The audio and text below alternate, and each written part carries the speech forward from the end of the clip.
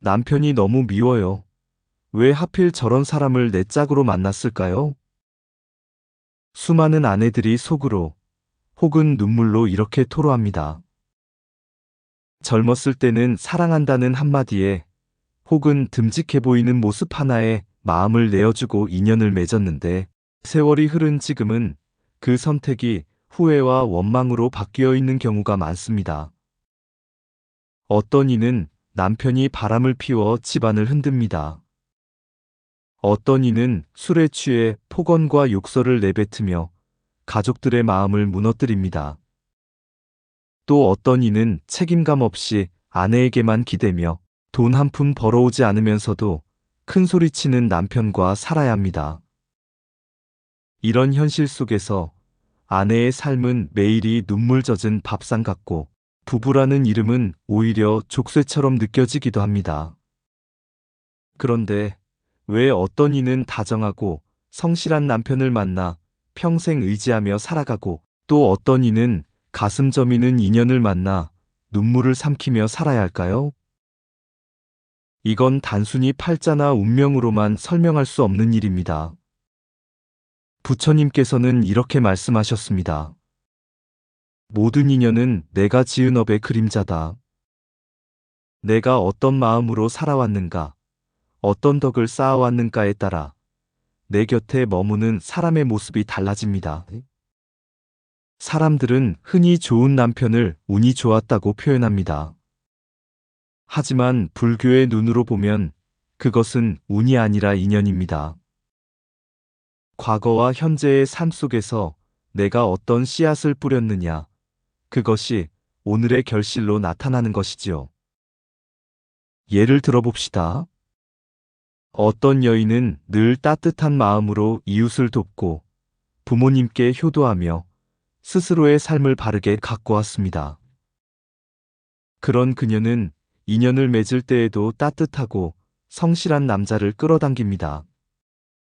마치 꽃이 벌을 불러오듯 그 덕이 자연스레 좋은 남편을 불러오는 것이지요. 반대로 어떤 여인은 늘 남을 헐뜯고 욕심으로만 살아가며 자신의 감정을 절제하지 못하고 분노로 주변을 상처내고 삽니다.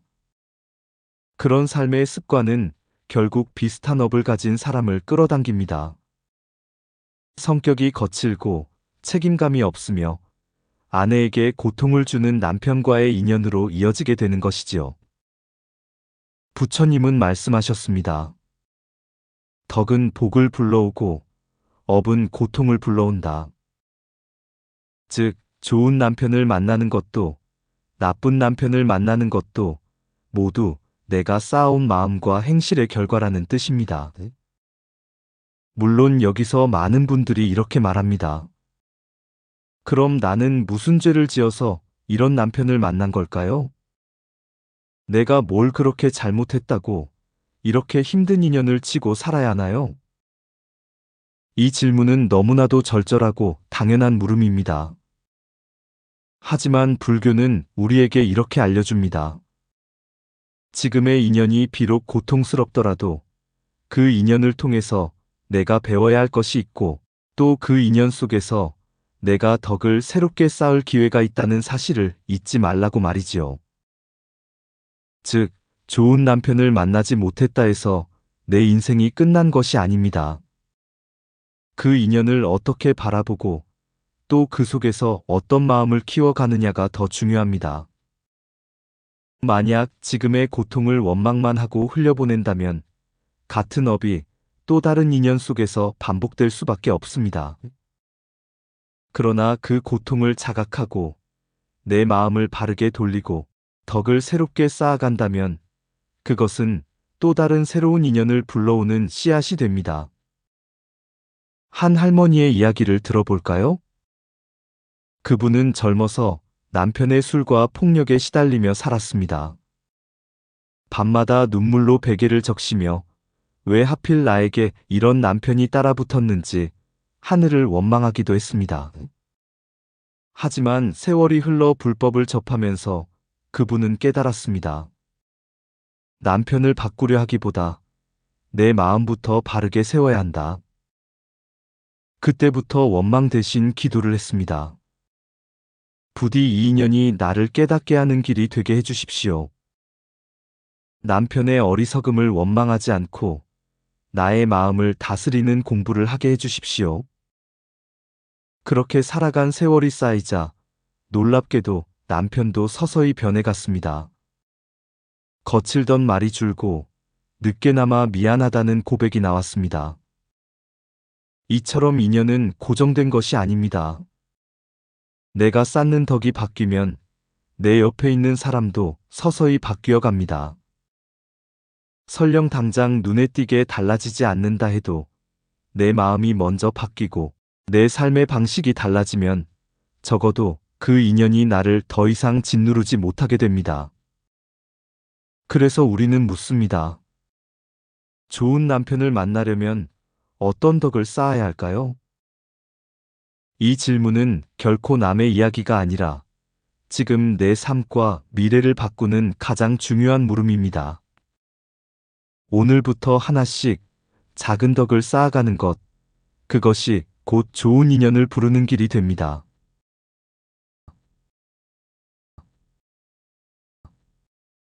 좋은 남편을 만나기 위해 쌓아야 할 첫 번째 덕목은 바로 말의 덕입니다. 부처님께서는 이렇게 말씀하셨습니다.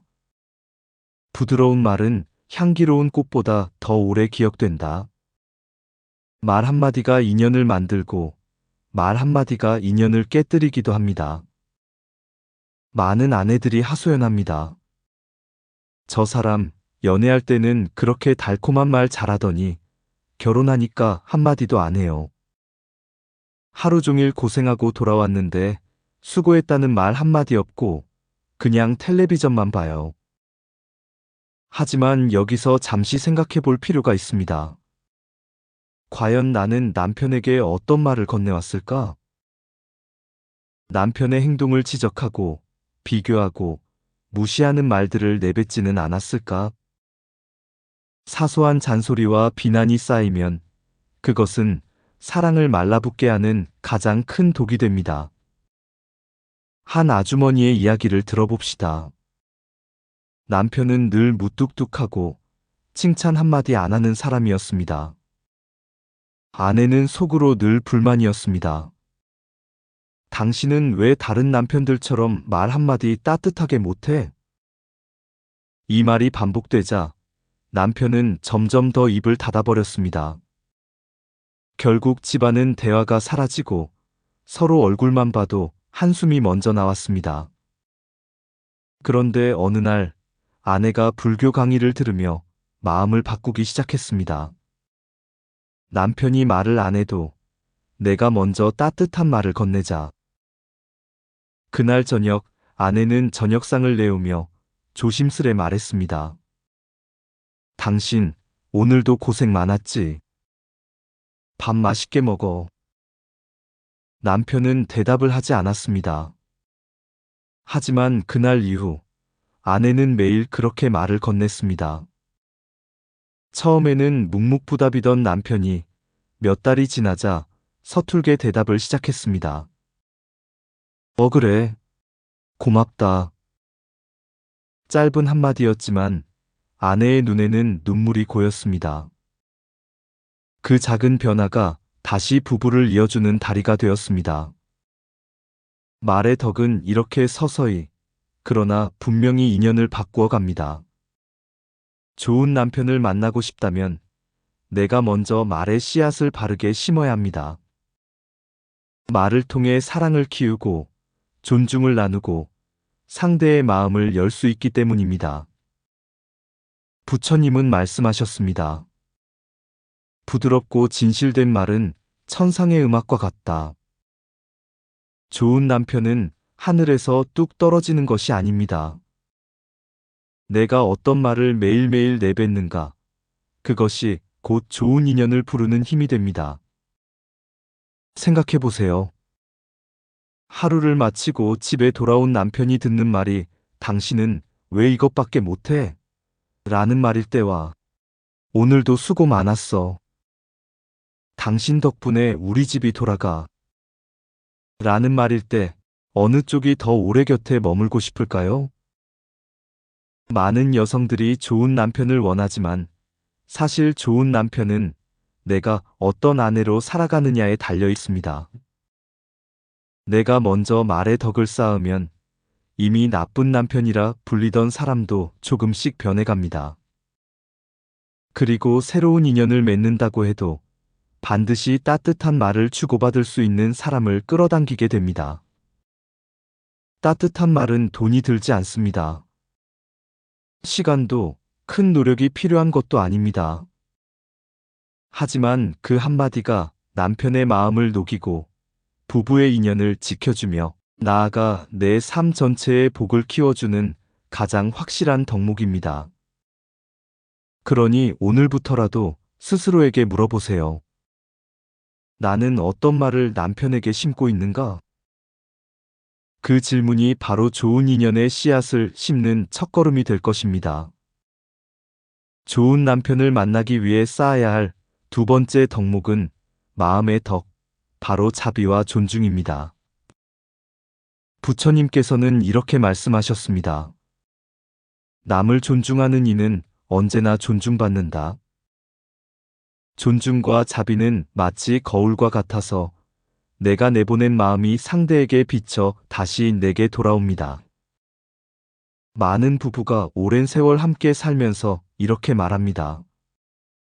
처음에는 저 사람 참 괜찮아 보였는데 살다 보니 별것 아닌 사람이더라. 내가 존중해 줄 만한 게 뭐가 있나요? 성격은 까칠하지, 돈은 못 벌지, 집안일은 안 하지. 하지만 여기서 중요한 사실 하나. 존중은 상대가 훌륭하기 때문에 하는 게 아니라 내가 덕을 쌓기 위해 먼저 베푸는 것입니다. 상대가 잘나서 존중하는 게 아니라 내가 존중을 베풀어야 그 인연이 바뀌어 갑니다. 한 부부의 이야기를 해볼까요? 아내는 늘 남편을 무시했습니다. 돈도 못 벌어오면서 뭘 잘난 척이야? 애들은 내가 키우고 집안일도 내가 다 하는데 당신은 뭐 하는 게 있어? 남편은 처음엔 대꾸도 하지 않았습니다. 하지만 시간이 지날수록 점점 무기력해졌습니다. 결국 집안일에도 아이들 교육에도 무심해지고 말았습니다. 그런데 어느 날 아내가 친구 집을 방문했다가 충격을 받았습니다. 친구의 남편이 아이들과 함께 놀아주고 설거지를 하고 아내에게 다정하게 말하는 모습이 너무 부러웠던 겁니다. 그때 친구가 이런 말을 했습니다. 사실 우리 남편도 처음엔 많이 무뚝뚝했어. 그런데 내가 존중을 주고 인정해주니까 달라지더라. 작은 일에도 당신 덕분이야. 고마워하니까 남편도 점점 책임감을 가지더라고. 그 말을 들은 아내는 충격을 받고 돌아와 마음을 바꿨습니다. 그리고 처음으로 남편에게 이렇게 말했습니다. 여보, 오늘 일찍 들어와서 아이랑 놀아줘서 고마워. 남편은 순간 어리둥절했지만 그날 밤 아내 몰래 혼자 미소를 지었습니다. 그 후로 조금씩 변하기 시작했습니다. 비록 큰 돈을 벌어오지는 못했지만 아이들과 보내는 시간은 늘었고 집안일에도 서툴게나마 손을 보태기 시작했습니다. 존중이라는 씨앗이 남편의 마음을 깨우고 책임감을 불러온 것입니다. 부처님은 말씀하셨습니다. 자비로운 마음은 모든 원한을 녹이는 불길이다. 남편이 미워 보일수록, 무가치하게 느껴질수록 사실은 그 마음속 깊은 곳에 존중과 자비가 필요한 때입니다. 존중 없는 사랑은 오래가지 못합니다. 자비 없는 부부는 결국 서로를 소모시키고 맙니다. 어떤 아내들은 이렇게 말합니다. 내가 왜 먼저 존중해야 하나요? 저 사람이 먼저 변해야지. 하지만 부처님은 거꾸로 말씀하십니다. 먼저 덕을 쌓는 자가 복을 얻는다. 내가 먼저 존중을 내보내야 그 존중이 인연을 바꾸어 결국 내 삶을 되돌아옵니다. 생각해 봅시다. 남편이 술에 취해 늦게 들어왔을 때 당신은 왜 늘 이래? 라고 화를 내는 말보다 몸은 괜찮아? 술은 좀 줄이는 게 좋을 텐데 하고 걱정 섞인 말을 건넸을 때 상대의 마음은 어떻게 달라질까요? 처음엔 투덜거리며 받아칠지라도 그 마음의 차이는 결국 큰 변화를 만들어냅니다. 좋은 남편을 만나고 싶다면 내가 먼저 존중하는 아내, 자비로운 아내가 되어야 합니다. 이 자비와 존중은 나만의 덕으로 쌓입니다. 그 덕은 반드시 내 남편을 변화시키고 또 앞으로 맺을 인연을 바꾸어 놓습니다. 결국 마음의 덕은 이렇게 속삭입니다. 좋은 남편은 내가 만들어가는 것이다. 존중과 자비의 덕이 곧 좋은 인연을 불러온다. 좋은 남편을 만나기 위해 쌓아야 할 세 번째 덕목은 자비심입니다. 사람들은 좋은 남편의 조건을 말할 때 흔히 경제력, 책임감, 성품을 이야기합니다. 그런데 부처님께서는 그보다 더 근본적인 조건을 알려주셨습니다. 자비로운 이는 어디에 있어도 사랑받고 존경받는다. 자비심이 있는 사람은 상대의 허물을 덮어주고 있는 그대로 받아들입니다. 그리고 그 마음은 결국 상대에게 전해져 관계를 단단하게 묶어줍니다. 저는 오래전에 한 아주머니의 이야기를 들은 적이 있습니다.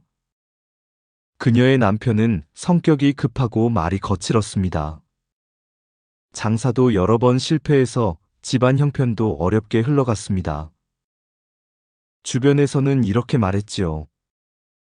저런 남편 데리고 사는 게 무슨 복이냐? 인생 고생만 한다. 하지만 아내는 달랐습니다.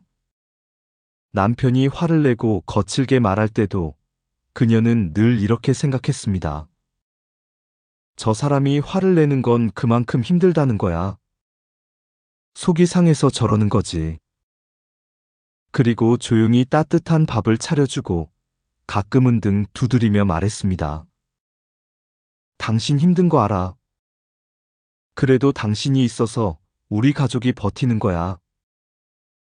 시간이 지나 남편의 장사가 안정되었을 때 그는 주변 사람들에게 이렇게 고백했습니다. 내가 이만큼 설 수 있었던 건 아내 덕분입니다. 세상 누구도 내 마음을 몰라줄 때 아내만은 내 편이었어요. 이 말에 아주머니는 눈물을 흘렸습니다. 그녀가 쌓은 자비심이 결국 남편을 변화시킨 것입니다. 반대로 자비심이 없는 경우를 보겠습니다. 어느 집에서는 남편이 작은 실수만 해도 아내가 매번 큰 소리로 비난했습니다. 당신은 왜 늘 그 모양이야? 언제 철날 거야? 이런 말은 결국 남편의 마음을 위축시키고 관계를 더 멀어지게 했습니다. 가정은 늘 싸움으로 가득했고 아이들도 눈치를 보며 자랐습니다.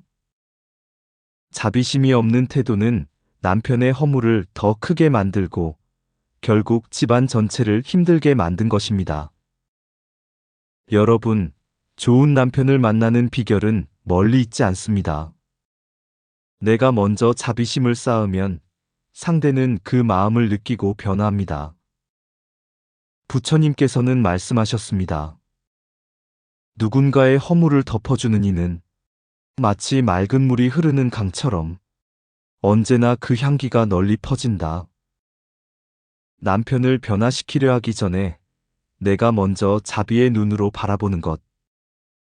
그것이 세 번째 덕목, 바로 자비심입니다.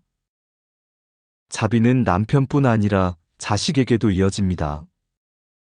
부부가 서로 자비롭게 대하는 모습을 본 아이들은 자연스럽게 사람을 이해하는 마음을 배우게 됩니다. 결국 한 사람의 덕이 가정을 살리고 다음 세대까지 이어지는 복으로 남는 것입니다.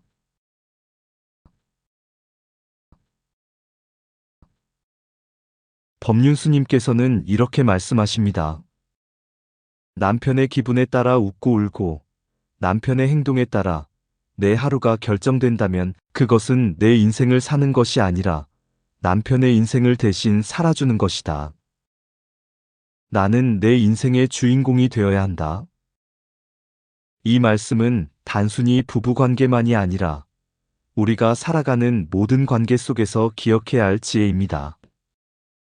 많은 아내들이 남편의 말 한마디에 마음이 상하고 남편의 무심한 태도에 하루 종일 기분이 가라앉습니다.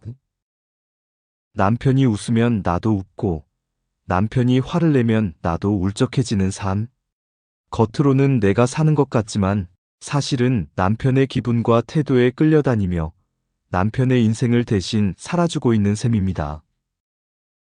그러나 법륜스님은 분명하게 말씀하십니다. 내 마음은 내가 주인이라는 것. 상대가 어떻게 하든 내가 내 마음을 잘 다스리면 내 인생은 내가 원하는 방향으로 흘러갈 수 있다는 것입니다. 이 말은 무조건 참으라는 뜻이 아닙니다. 오히려 내 마음을 내 손에 쥐고 누군가의 말과 행동에 쉽게 흔들리지 않도록 지혜롭게 선택하라는 뜻입니다.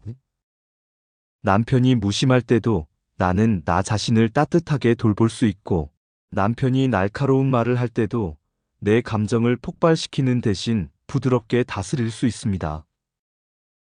그렇게 하면 내 하루가 무너지지 않습니다. 내가 내 마음의 주인이 되는 순간 남편도 변합니다. 내가 흔들리지 않고 중심을 지켜내면 남편은 나를 존중하게 됩니다. 내가 내 마음을 지켜낼 수 있다는 사실을 깨달을 때 남편도 더는 쉽게 내 마음을 흔들 수 없다는 것을 배우게 되는 것이지요. 결국 좋은 남편을 만나는 길, 행복한 부부관계를 지켜가는 길은 외부에서 찾는 것이 아닙니다. 바로 내 마음 속에서 시작됩니다. 내가 내 인생의 주인공이 되어 살아갈 때 그 삶은 이미 좋은 인연으로 가득 차게 됩니다. 그리고 이 말이 마음에 닿으셨다면 지금 당신이 생각나는 누군가에게 조용히 이 영상을 전해보세요. 그 따뜻한 마음 나눔이 또 다른 이의 복이 될 수 있습니다. 늘 당신의 평안을 기도합니다.